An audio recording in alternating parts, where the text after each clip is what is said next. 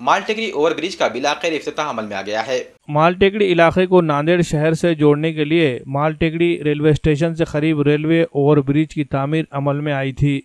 Shivaji Nagar overbridge, Hingoli gate, under वो overbridge Bafna और bridge के बाद शहर में ये 5वां ब्रिज है जो रेलवे लाइन के ऊपर तामीर किया गया है। तामीर के मुकम्मल होने के बाद बहुत दिनों तक तो इसका क्रेडिट की जंग में इसका इफ्तिताह अटका रहा। काफी इंतजार के बाद बिलाखिर मकामी MP व इंचार्ज वजीर के हाथों इस ब्रिज का इफ्तिताह अमल में आया।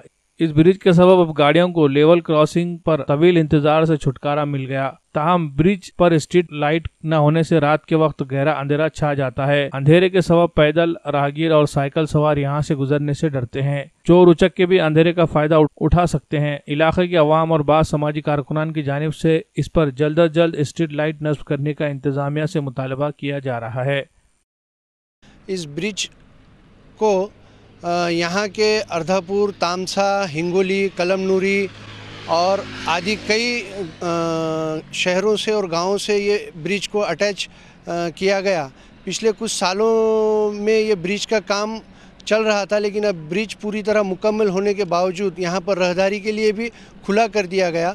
इसके उद्घाटन को लेकर काफ़ी तामझाम किया गया था और पालक मंत्री के हाथों और ज़िले के सांसद के हाथों इसका उद्घाटन किया गया, लेकिन इस अहम ब्रिज पर अभी तक भी कोई स्ट्रीट लाइट यहाँ पर नहीं लगाए गए और ना ही दो तरफ से जो फुटपाथ बनाना चाहिए वो फुटपाथ अभी तक नहीं बनाया गया।